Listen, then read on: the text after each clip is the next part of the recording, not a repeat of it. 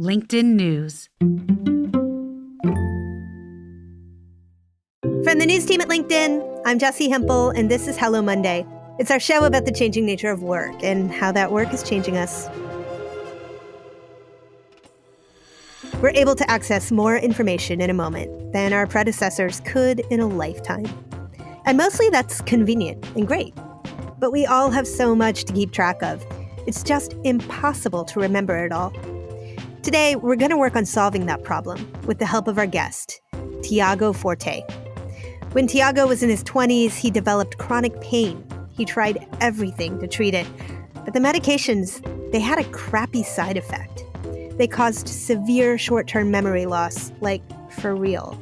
I took a vacation, a 2-week vacation to Russia with my friend Allison. And a couple months later, I said, I would really love to visit Russia one day. And she was like, Tiago, we just went to Russia. We just went there. And I was like, I had to look at photos because I was like, oh my gosh, that's right. Thus, Tiago learned something early that many of us have figured out over lots of time. I think what I took away from that is I can't rely on my brain. Out of necessity, Tiago developed an easy system to keep track of everything, from his vacations to his to-do list to the notes from an important meeting. He eventually got better, but that note-taking system, well, it kept getting better too, and today he calls it his second brain. It's a secret weapon of sorts. Figure out how to use it and you can be better at most things, and less anxious as well. This is a heavy-duty how-to episode. Tiago is going to teach me and you too how to build our own second brains. Here's Tiago.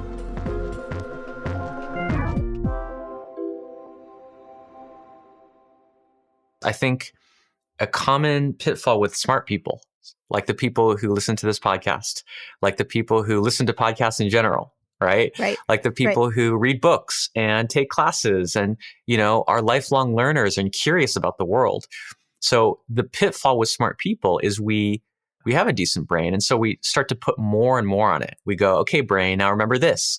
Now to keep track of that. Now have this responsibility. Now push forward that project, which works for a while, right? This is what makes it so hard to see is it works and then it works and then it works until it doesn't. One day, and often I find people interested in a second brain are undergoing some sort of life transition. They just got a promotion, they have a new, bigger job with more responsibilities, or they're starting a business, or they're starting a family, or they're moving to a new city. And it's like that saying, what got you here is not going to get you there. The strategies of managing information that got you up to this point are not going to work going forward. And so people, seek this kind of knowledge in order to upgrade their skills.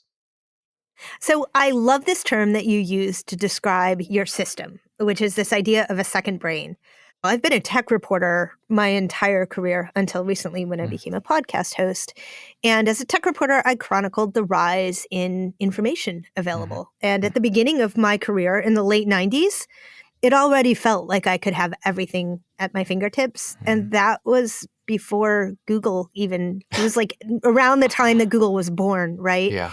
And the explosive exponential growth of the information available to me is enough to stress me out. I feel, instead of feeling like it isn't a personal opportunity, I feel like it is a point of great stress. I find myself doing detoxes and looking for ways to get away from the information.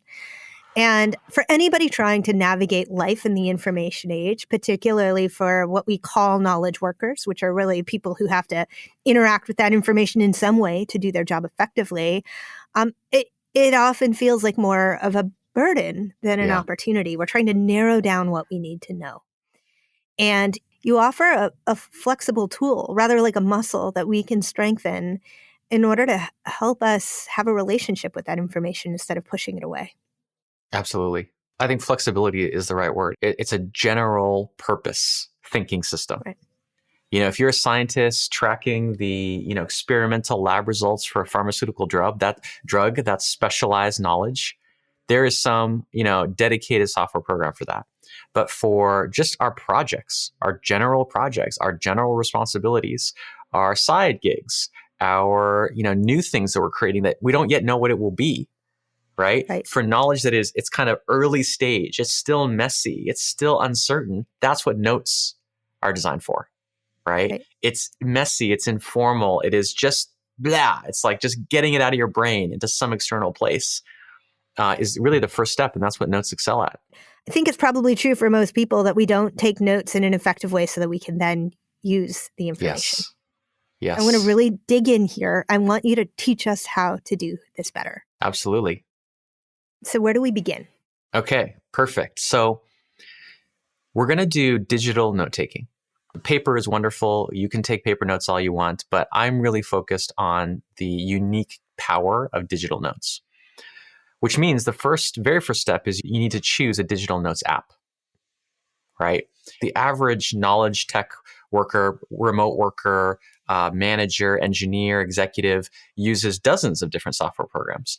But usually the one that's missing is a digital notes app. This is an app in the category of Evernote, Notion, newer ones like Obsidian. There's actually many dozens of different options. I use Keep. I use it not so effectively, but like it's on my phone. It has my family's grocery list on it. Yeah. And so my thinking is probably that's the right one for me, because if I get really hung up on finding exactly the right software with the right bells and whistles, I'll spend all of my time working on that problem and not solve the problem that is to be solved. Yes, exactly. This is what I really encourage. Look at what you're already using or what you already have or what you already know how to use. Right. So often this looks like the apps that are integrated into what you already use. Like you use Google Keep, part of Google Suite. There's also Microsoft OneNote, which is part of the Microsoft Office package, or Apple Notes, or there's usually like an equivalent, Android note-taking app. Start there. You don't need a crazy, sophisticated database. It's just the first problem you're trying to solve is the capture problem.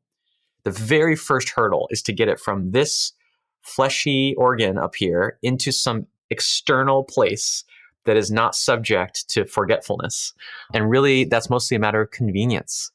If it's not utterly convenient, utterly easy, it's just never going to happen. And none of the subsequent steps of knowledge management are possible until you have that thing written down. Right.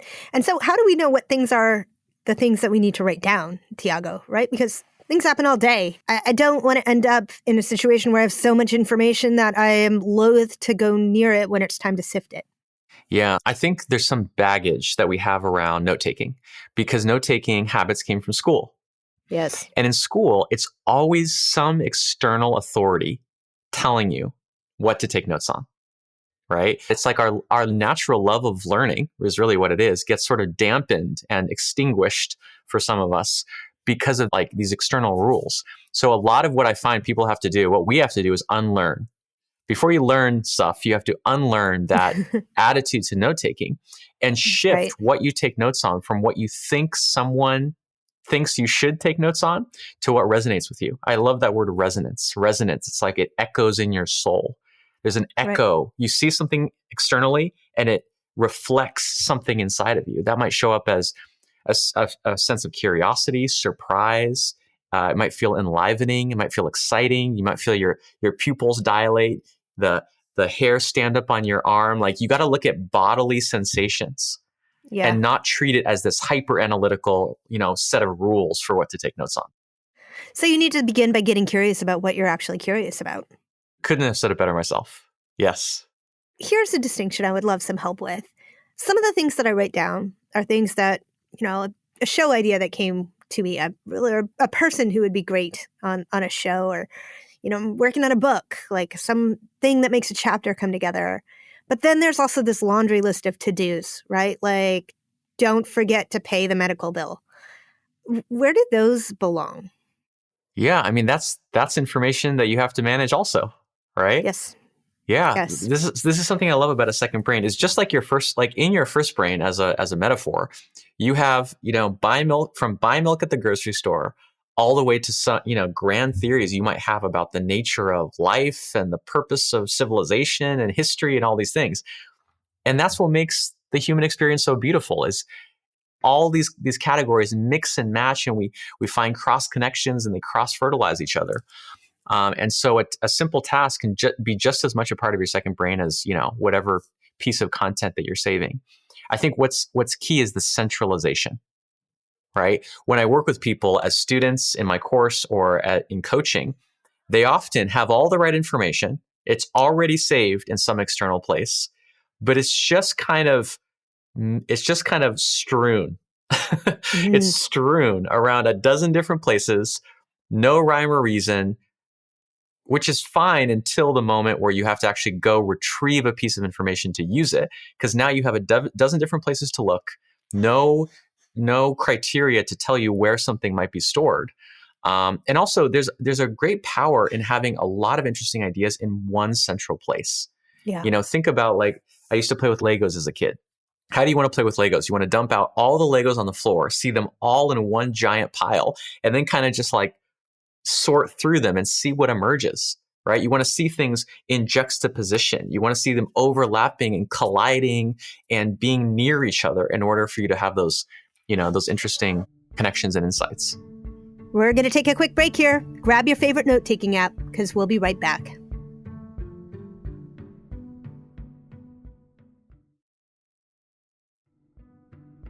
And we're back. Tiago has a whole method for how he teaches note-taking. It's got a handy acronym, CODE. That stands for Capture, Organize, Distill, Express. If you think of all the stuff you need to keep track of, like a funnel, the top of the funnel is capture. And getting to just what you need, well, that's the whole rest of the process. Our conversation before the break covered capture, so next up, it's organize. Organize is really actually straightforward. And there's many ways of organizing information. I have one that I recommend the most, which has really resonated with people, which is to organize by project. You could try to break down categories and subcategories. You could follow the Dewey Decimal System. You could have a whole multi-level hierarchy. But when I really look at people's personal productivity, what do people actually need to move forward their projects and reach their goals? Really, what they need is just the information, the ideas, facts, observations, meeting notes, research, reference related to each of their active projects in one place just for that project. So when you sit down, and you know how the modern world is, you sit down and it's like you're on a timer. Maybe you have 20 minutes, maybe 30 minutes, maybe if you're really lucky, you have an hour, right? Like, our days are broken up into so many tiny little pieces. You have to be able to sit down and within a minute be focused on that information and turning it into whatever you need to turn it into. You don't have time, as I see so many people do, to spend 10 or 15 minutes rooting around trying to find the stuff that you need. If you do that, half the time you have will be gone. Yeah, you're sifting through. Is this project going to fit in this time? Is this project going to fit in this time? And then the time is gone. Exactly. And you do that again and again all day long. You can just get started and then get interrupted. Get started, get interrupted. It's a recipe for frustration. Tiago, how many projects do you personally have going at any moment? So I have, and I found this is true of most people, once they really sit down to make that list of current projects, between 10 and 15. Okay. Between 10 and 15 is an interesting number because it's enough to always have something to do, right? There's always something. If you get stopped on one, you turn to the other. If you're waiting on something on one project, you turn to another. But not so many that you just feel like it's a crushing, overwhelming burden. You can actually make consistent progress as long as you define projects in a small way. I ask people to really think of projects as small. 10 or 15 seems to be kind of a reasonable number. So to get really granular here, you could think about your list of projects as a modern day replacement for a more traditional to-do list, where one project might be get Jude enrolled for school next year.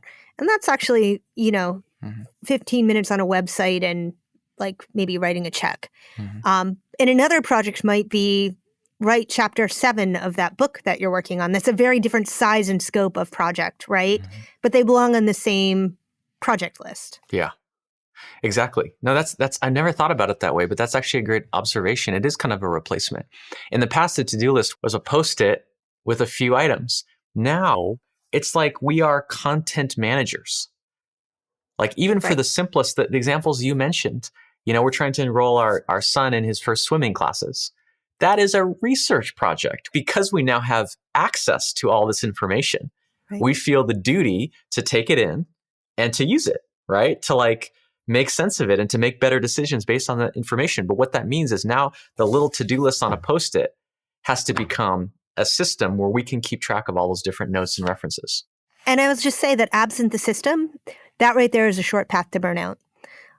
As I look around at all of my colleagues who are burnt out, they're not necessarily not in love with their jobs. And the burnout isn't always even about their jobs, but rather the larger set of things that we all need to take care of in our lives, regardless of whether we have children to manage or dogs to manage or just ourselves to manage, right? Like nothing is just one phone call anymore. Everything is a research project on the internet and a series of decisions that you need to make.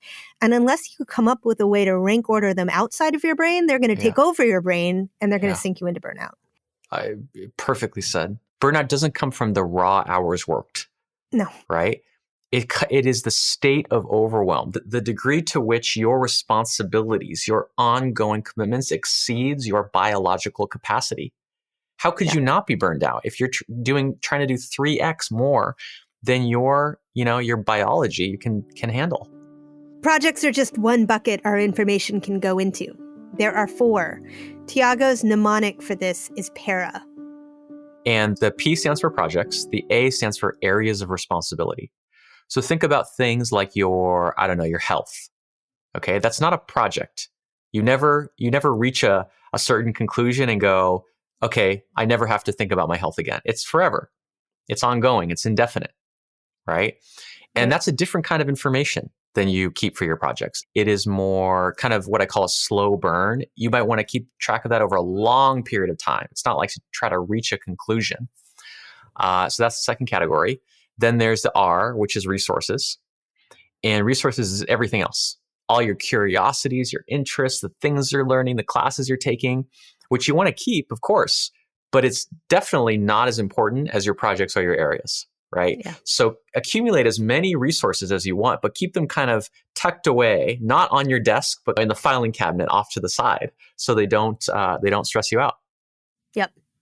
And then you can tuck all of that into the archives when you're Exactly. done. Then there's an even further place, which is archives, which is anything from the previous 3 categories, resources, areas, or projects that is inactive, right? Which you can accumulate as much as you want of. When a project finishes, send it to the archives. It's still available, still searchable, still accessible, but it's out of sight, out of mind. Unlike with physical spaces, there's no inherent limit on digital organizing. You can keep virtually unlimited amounts of storage as long as you keep it out of sight, out of mind, so it doesn't interrupt your daily flow. So now we've gotten to the place where we have clawed the most important thoughts from our minds and we have put them in this digital office. That's not enough to actually help us. Now we need to figure out when we need to know that stuff and be able to draw from it almost without thinking about it. Yes. How the heck do we do that? So this is exactly the second half of code, right? So capturing and organizing, you kind of do in the course of your learning, your researching, your note-taking. But then you want to stop. Like right at the halfway point, you want to pause, because you really need to be careful that you don't over invest in your notes until you know how they're going to be used. Right? Many of the notes you take might never end up being valuable, like not once. So you can't afford to really pour a bunch of time and attention into them. And so I advise you to wait after organize. But then once you have something in mind you want to create, this is the trigger. This is the key point. You want to create a thing, a document, an essay, a video, a presentation, a slide deck, a memo, a fundraising deck, right? Knowledge work, especially these days, is so artifact driven, right? There's always a thing that we're referencing. There's always a document of some kind. Once you're getting ready to create that, don't start from scratch, which is what most people do. Sit at the blank screen, sit at their desk and try to think of some good ideas, right? Which I just don't even understand how people do that. Instead, you look at what you've captured and organized and you start distilling it. That's the D. Yep. Right? Boiling it down, restructuring it, adding headers, adding bullet points, adding takeaways, adding highlights. All this annotation allows you to figure out what is the signal in the noise. What are the relatively few points that actually matter from all this content? So then what? Is that like, what brings you to the point where you know what you need when you need? Yeah, it's a great question. It's really context specific, right? So I would ask, what is my context? In the past, contexts were places, right? Yeah. You could ask yourself, oh, okay, I'm sitting at my computer. Let me only look at to-dos that have to do with my computer. oh, now I'm on the phone. Let me only look at to-dos that have to do with the phone. Or I'm out and about running errands. Let me only look at things that I need to be mobile. These days, though, practically everything can be done from anywhere. Yeah, it's really right? true. Mm-hmm. Like, it's like the constraint of place was what we escaped it, which is great. Now so many of us work remotely, but that's also hard because we have no basis on which to decide, okay, this is where I should concentrate. So it feels like we should be doing all the things all the time, doesn't it? Yeah.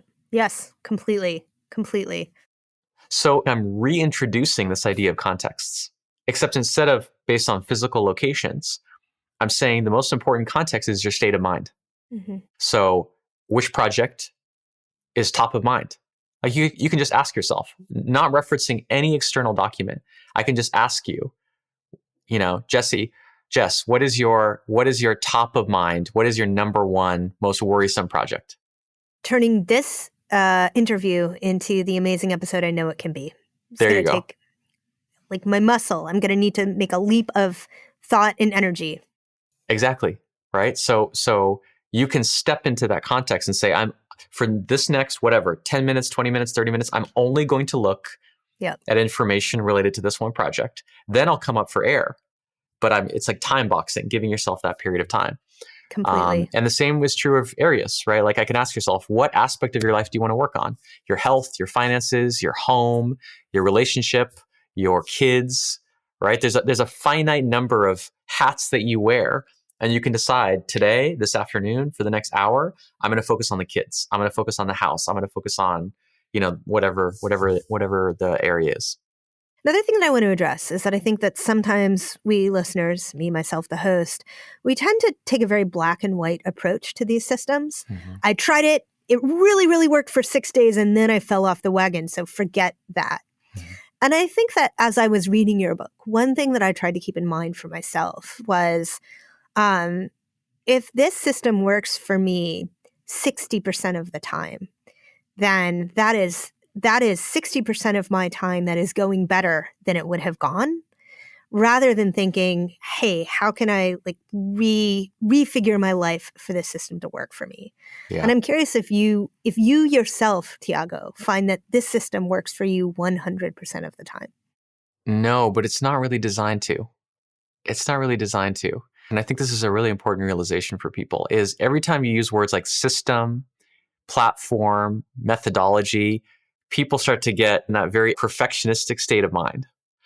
But the system we're creating, as we've talked about, is informal. It's not like your car engine, where if there's one misaligned part, it's going to explode and fall into pieces and endanger your life. That's not the kind of system we're creating.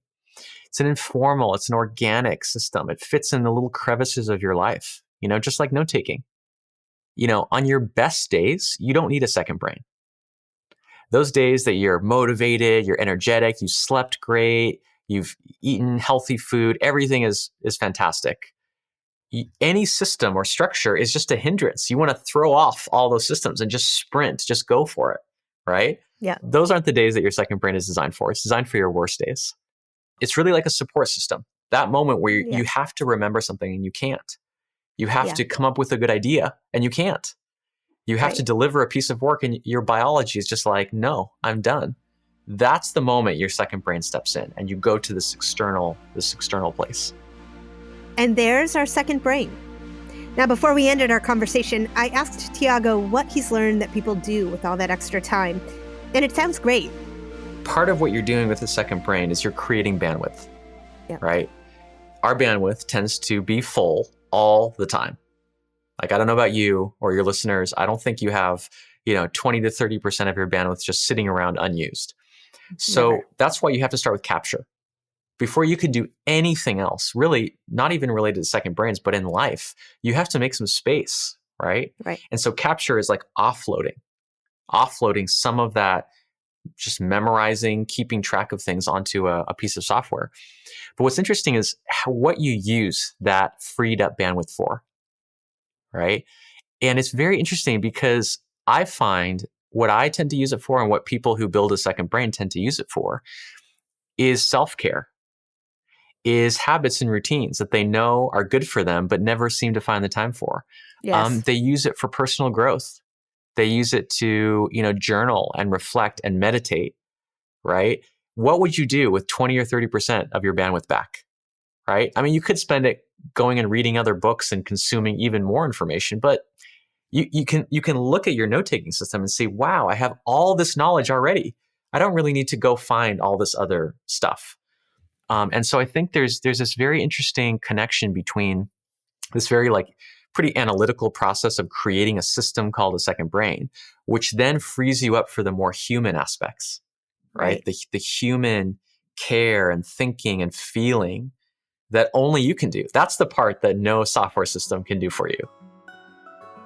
That was Tiago Forte. His new book, Building a Second Brain, is out now. This week on Office Hours, we're going to talk about our second brains.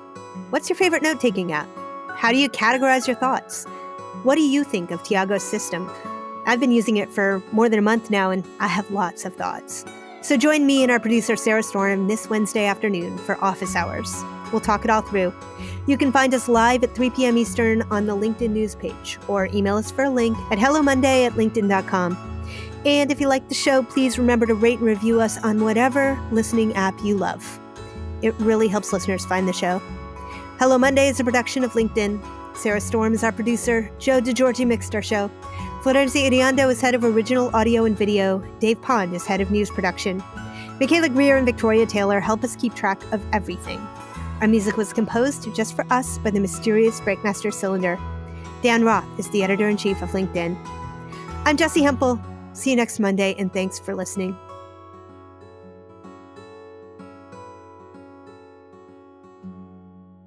How old's your baby? 18 months. Congratulations. Yeah. And then we have a second one on the way in November. Amazing. May that second child not take you under the way that ours took us under. Our first one was so calm and easy that we're now terrified. Better to just say nothing and let you have your own experience. It will be fine. It will be amazing. And congratulations. I hope it all goes well. Thank you. Thank you so much.